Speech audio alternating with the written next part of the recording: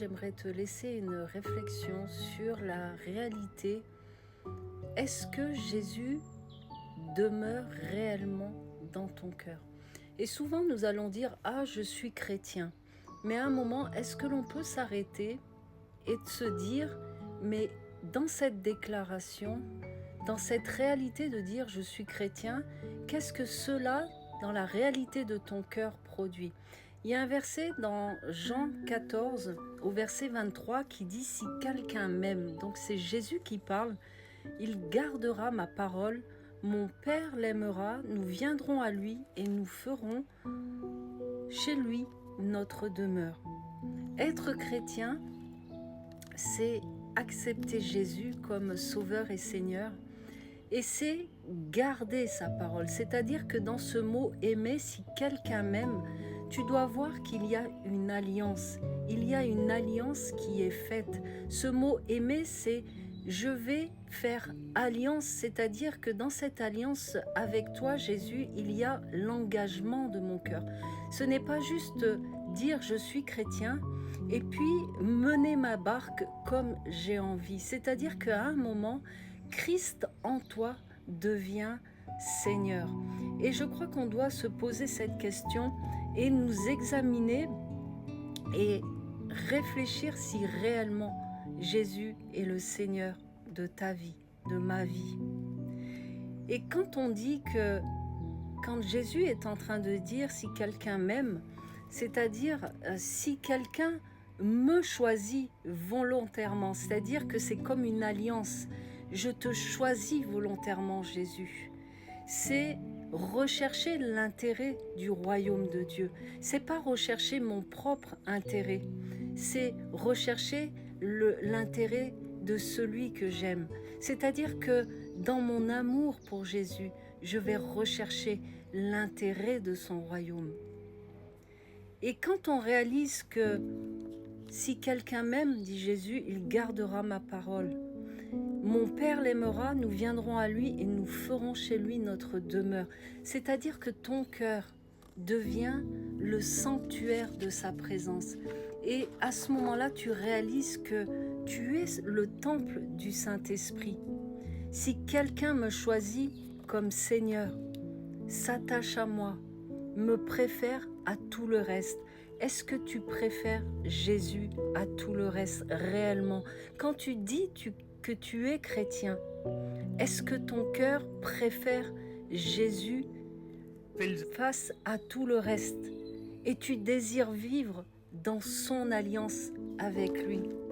Si quelqu'un me choisit comme le trésor de son cœur, est-ce que tu choisis Jésus comme le trésor de ton cœur, qui s'attache à lui avec fidélité, comme dans une alliance, là où tu décides de l'aimer, tu t'attaches à lui dans cette fidélité, tu marches dans cette alliance, tu ne dévies pas de gauche à droite, tu gardes sa parole et tu désires. Est-ce que tu désires sa présence plus que tout?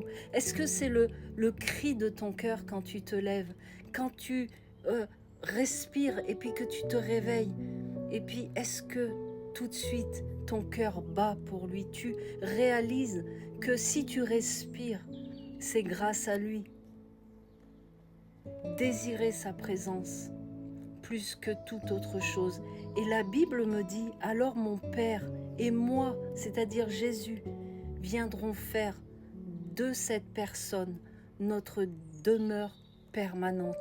C'est-à-dire que Jésus habite en toi, il vit à travers toi. Ce n'est plus toi qui vis, comme dit la Bible, mais c'est Christ en toi qui vit. Comment nous aimons Jésus? Oui, nous disons que nous sommes chrétiens, mais quand tu t'arrêtes, est-ce que tu as réalisé? Est-ce que tu te poses la question? Dire que tu es chrétien, à quoi ça t'engage?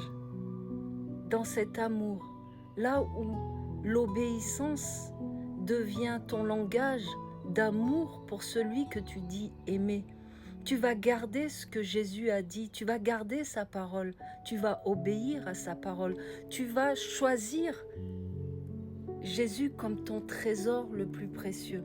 Alors j'aimerais juste que tu puisses simplement réfléchir. Et puis, oui, nous sommes chrétiens. Mais quand on examine notre cœur, qu'est-ce que ça veut dire? Est-ce que tu peux t'arrêter? Est-ce que Jésus est le trésor de ton cœur? Est-ce que tu t'attaches à lui avec fidélité, comme dans une alliance? Est-ce que tu marches dans cette alliance au quotidien? Et c'est des bonnes questions à se poser, parce que la parole nous dit que mon Père et moi, je viendrai t'habiter, je vais venir et faire ton cœur ma demeure. Tu vas être mon habitation. Et à ce moment-là, Christ en toi va vivre. Et à ce moment-là, Christ va être touché à travers toi. Il va être vu à travers toi. Et que vraiment nos cœurs puissent réaliser que nous sommes sa demeure. Est-ce que tu peux réaliser que Jésus en toi, Jésus est en toi par son Esprit Saint. Il veut habiter en toi et il veut être avec toi. Quand quelqu'un vient demeurer chez nous, il habite avec nous. Tout ce que nous faisons, il est dans notre intimité. Jésus veut rentrer dans cette communion, dans cette intimité de cœur à cœur.